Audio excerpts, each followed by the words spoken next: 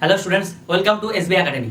আমরা আগের ক্লাসগুলোতে দেখেছি যে মহাবিদ্রোহ কি কারণে শুরু হলো, তার অনেক কারণ পড়েছি। তারপরের ক্লাসে আমরা দেখলাম যে কিভাবে মহাবিদ্রোহের সূচনা হলো, অর্থাৎ কোথায় প্রথমে আন্দোলন হতে দেখা গেল, তারপরে ধীরে ধীরে কিভাবে সারা ভারতবর্ষে ছড়িয়ে গেল বিদ্রোহটা। আজকে আমরা পড়ব ওই 1857-এর মহাবিদ্রোহেরই চরিত্র ও প্রকৃতি। যুদ্ধের বা বিদ্রোহের নেচারটা কেমন ছিল, ক্যারেক্টারিস্টিক্স, অর্থাৎ কেমন টাইপের বিদ্রোহ ছিল।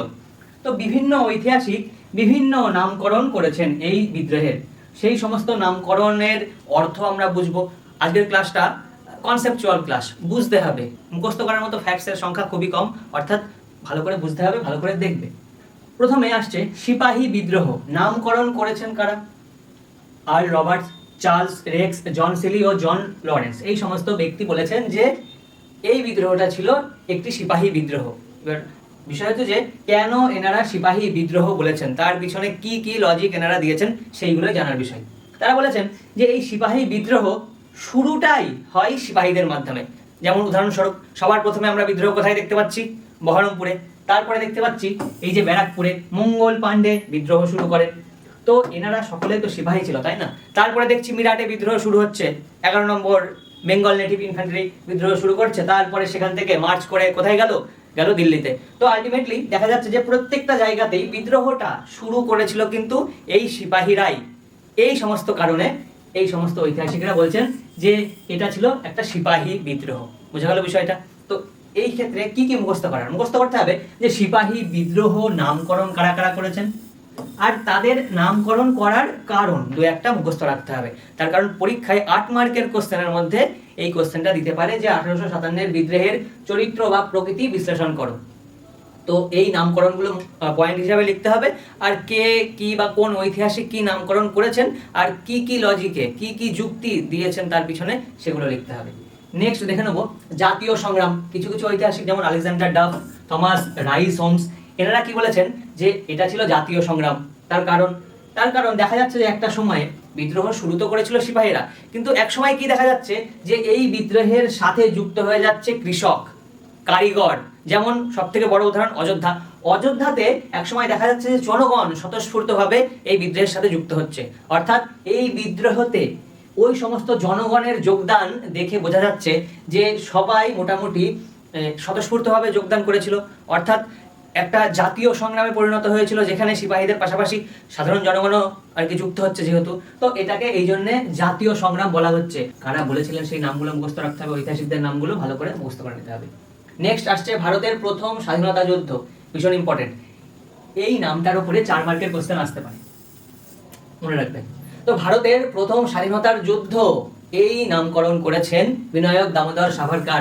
তো বিনায়ক দামোদর সাভারকার তিনি কেন ভারতের প্রথম স্বাধীনতার যুদ্ধ বলেছেন এই বিদ্রোহকে, তার কারণ তিনি কিছু যুক্তি এর পিছনে দিয়েছেন। যেমন তিনি প্রথমে বলেছেন যে প্রথমে তো সিপাহীরা বিদ্রোহ শুরু করে, এরপরে ধীরে ধীরে দেখা যাচ্ছে যে বিদ্রোহটা বিভিন্ন জায়গাতেই সিপাহীরা শুরু করছে। যেমন মিরাট, এদিকে শুরু হলো ব্যারাকপুরে, তারপরে বিভিন্ন জায়গার সিপাহীরা তো বিদ্রোহ শুরু করলো। পরবর্তীকালে দেখা যাচ্ছে যে বিভিন্ন বড় বড় মাপের জমিদার বা সামন্ত রাজারা তারা ধীরে ধীরে নেতৃত্ব দান করছেন এই সমস্ত সিপাহীদেরকেই। তো আলটিমেটলি তাদের গোল কি ছিল এই সমস্ত সিপাহীরা। তারপরে ওইদিকে অযোধ্যার সাধারণ মানুষও যুক্ত হয়ে যায়, শুধু অযোধ্যাতে না অন্যান্য জায়গাতেও দেখা যাচ্ছে যে কৃষকরা স্বতঃস্ফূর্তভাবে যুক্ত হচ্ছে এই বিদ্রোহের সাথে। তারপরে দেখা যাচ্ছে যে এই বিদ্রোহ সমস্ত জায়গায়, ঝাঁসি, প্রত্যেকটা জায়গায়, কানপুর, তারপরে বারেলি, প্রত্যেকটা জায়গায় এই বিদ্রোহ ছড়িয়ে পড়ছে। এইবার এই সমস্ত ব্যক্তিদের, সিপাহী, বড় বড় সামন্ত রাজা, সাধারণ কৃষকদের সবার উদ্দেশ্য কি ছিল? সবার উদ্দেশ্য ছিল একটাই, ব্রিটিশদেরকে ভারত থেকে তাড়াতে হবে।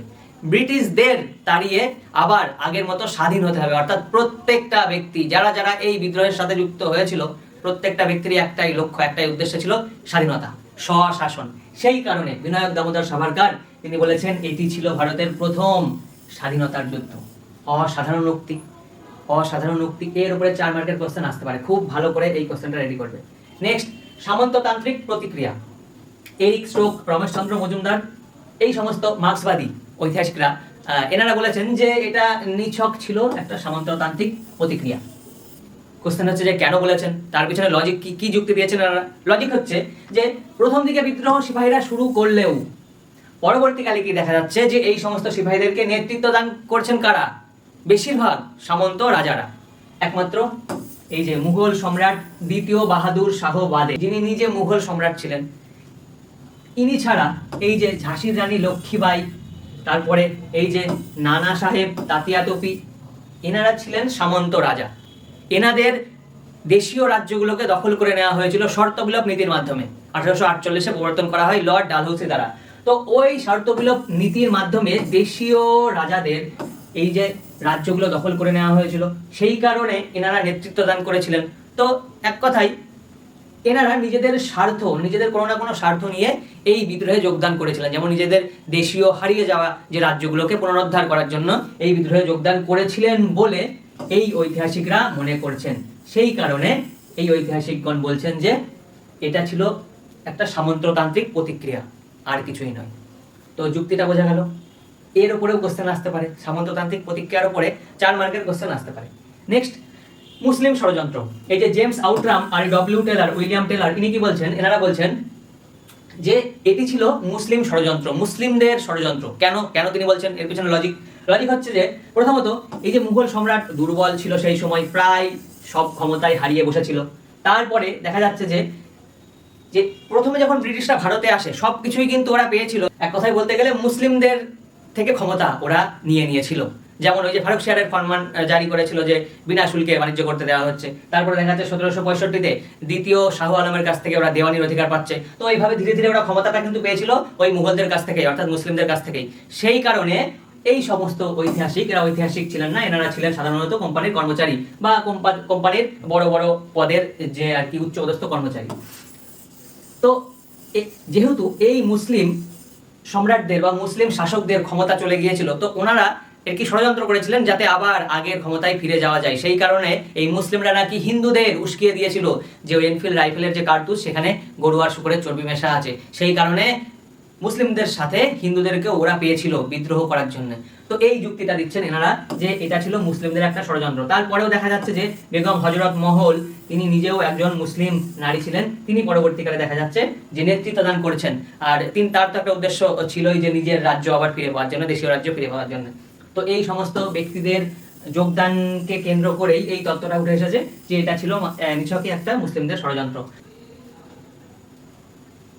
তো আশা করি প্রত্যেকটা পয়েন্ট খুব ভালো করে বুঝতে পেরেছো, প্রত্যেকটা পয়েন্টের পিছনে যুক্তি আছে, সেই যুক্তিগুলো বুঝতে পেরেছো। আর প্রত্যেকটা পয়েন্টের সাথে যুক্ত যে সমস্ত ঐতিহাসিকদের নাম ওখানে লেখা ছিল সেগুলো মুখস্থ রাখতে হবে। সব কটা নাম মুখস্থ রাখার দরকার নেই, যেগুলো সহজ লাগবে খুব কম হলে 2, খুব বেশি হলে 3টে মনে রাখতে হবে। তার কারণ যখন বড় কোশ্চেন লিখবে তখন সেই নামগুলো লিখে দিলে কোশ্চেন লেখার যে কোয়ালিটিটা অনেকটা হাই হয়ে যায়। এইরকমই ক্লাস পেতে এসবি একাডেমির ইউটিউব চ্যানেলকে সাবস্ক্রাইব করো। Thank you.